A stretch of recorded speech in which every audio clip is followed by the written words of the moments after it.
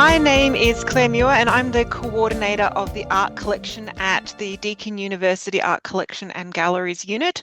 I've been working here since 2016 and I use Vernon every day in my role, which is essentially a combination of registration and collection management. I've conducted the audit every year since 2016, and today I'd like to share with you some things I've learned over the last 9 years. I'll start off with our welcome to country.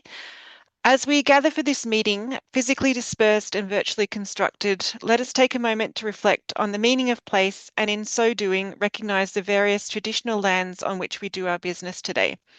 I myself am located in Wurundjeri country, and on behalf of us all, I pay our respects to all Aboriginal and Torres Strait Islander traditional custodians, elders and ancestors of all the lands from which you may be joining the gathering today. I express our gratitude for their care of country, which continues to sustain us as it has done for millennia. Education has a long and rich heritage in this continent, which we aim to honour and reflect in the ways in which we teach and learn. I'll begin with a short background of our unit and the collection. We're a small team consisting of 5 roles: the Senior Manager, Curator, Education and Public Programs Officer, Administration Officer, and myself as the coordinator of the art collection. And I'm just including a photo there of our gallery at the Burwood campus. 3 of these roles use Vernon on a regular basis, and I'm the primary person who works with the data to add, change, or update any information as necessary. Our collection currently consists of almost 3,000 artworks. We focus on contemporary Australian art, although we do have some artworks by international artists. Key focus within our collection include sculptures, artist books, Indigenous and First Nations art, the Centre for Abstract and Non-Objective Art, and our campus collection. These are works that have a connection with Deakin, such as those by staff, student and alumni.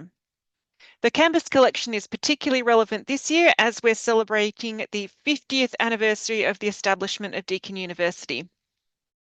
Also important to note is our annual Deakin University Contemporary Small Sculpture Award, which has been running annually since 2009. This is an acquisitive prize where the winning artist receives $15,000 and the winning artwork becomes part of our collection. This is just a photo here of our winner from 2025, Mariana de Castillo's State of Change. Our main office is based in Melbourne in Burwood, but we have artworks on display at all our campuses, which includes the Burwood campus at Melbourne, the Waterfront campus at Geelong, Warn Ponds campus, Warrnambool campus, and our corporate centre at Deakin Downtown, which is in Collins Street in Melbourne.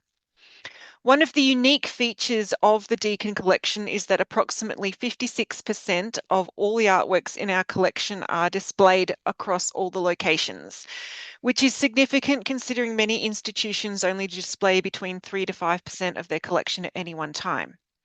With respect to insurance, our insurance company actually prefers that our collection is dispersed across multiple locations and venues, because if there is a significant event, then there is less impact to the collection overall as our liability is spread across multiple locations.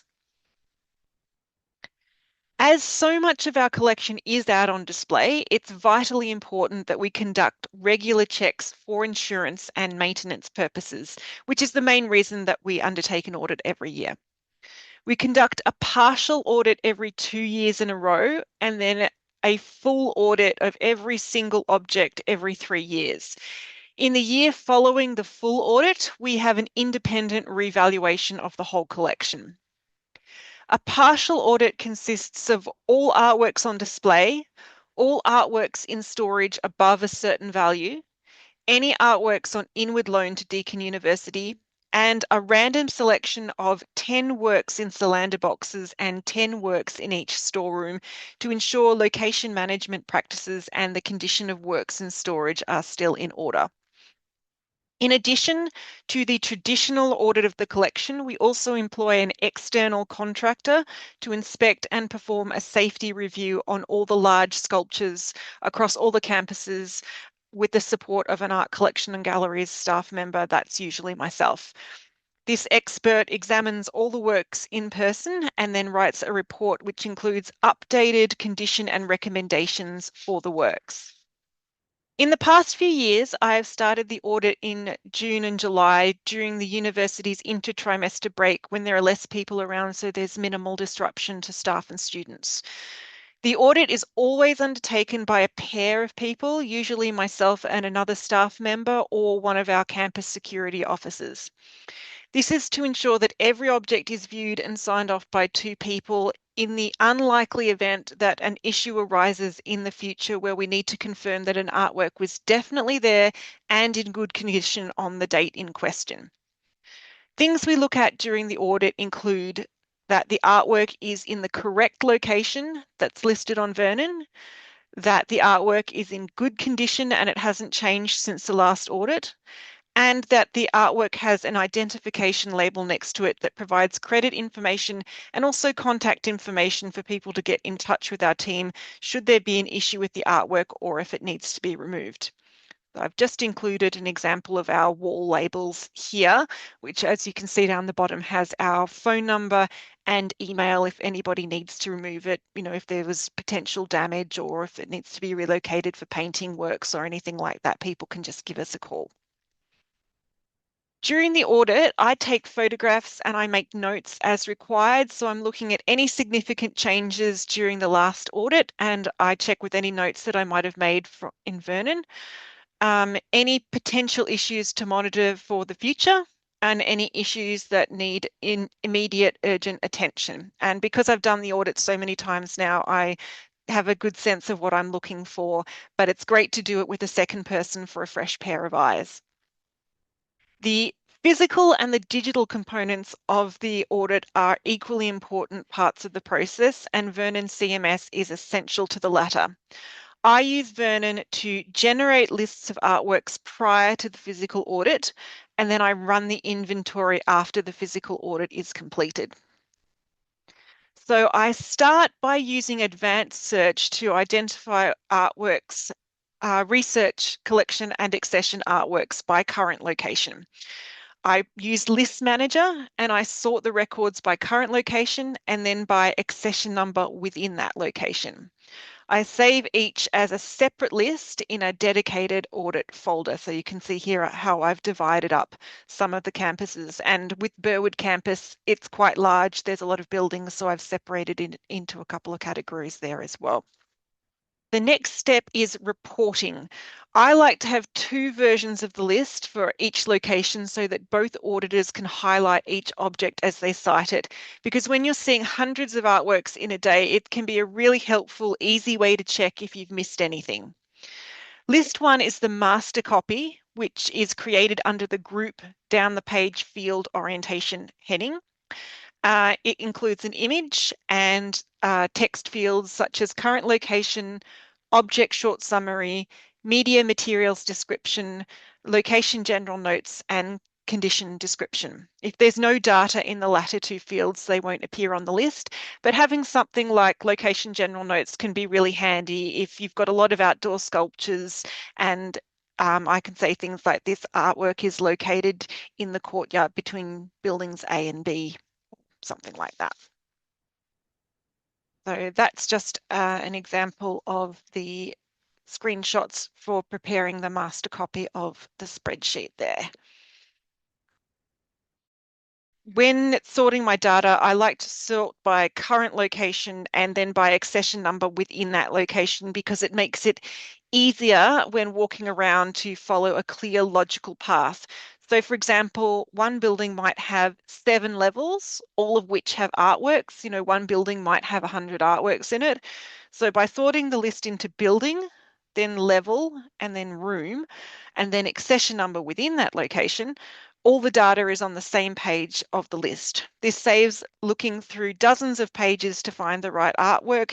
And when your audit takes several days to perform, every bit of time that you can save is valuable. The second list is a copy for the second auditor, which just contains the object short summary and the current location, which I create using the field across the page orientation. So that's just the alternate version there. Once I've created these initial reports, I save both as separate report format templates so that all I need to do is open up my saved list by location, change the header and footer, and then I just run it and it'll print out so I can save it. After the physical audit's been completed, it's time to update the information on Vernon using the bulk inventory tool, which is tools, location functions, and bulk inventory. One important thing to note is that although the physical audit is conducted over several different days, we use a single date on Vernon to clearly identify that year's inventory as a whole. After opening the bulk inventory file, I select my pre-saved list of records and then I add the information that's required. So the reason here is collection audit. I'm the authorizer. We put in the single date for the whole audit, and then packing unit, location, and inventory reason automatically fill in as current packing unit, current location, and inventoried. I click OK, and Vernon updates to show the works have been cited for that year. I always like to generate a report from the bulk inventory process so I can see if there are any errors. The report type and destination box pops up when you click OK in the bulk inventory, and I change the report type from exception report only to full report because I like to double check everything. And if there are errors identified, I can fix the locations for individual object records, or I can use bulk move to fix multiple record changes. And when I finished processing everything, I like to run one additional list so that I can check everything again. I save a report template to generate the document that contains only short summary by location and a current location date. It's a great way just to pick up on any potential errors for locations or dates that might have been overlooked. So I usually cross-check that list with the master list of the audit I run down and just check everything's okay. Once I have completed the above process for each location where the artwork is installed, I write an official report summarising the results for the year, which is then sent on to management, finance, and the insurance and the fixed assets team. So in conclusion, using Vernon CMS to create documents and process data makes the whole process run very smoothly. Just going over my top tips for you, prepare as much data as possible in advance, sort by current location and then accession number within that location, create and save record templates to use multiple times, and use a single date on Vernon to identify that year's inventory.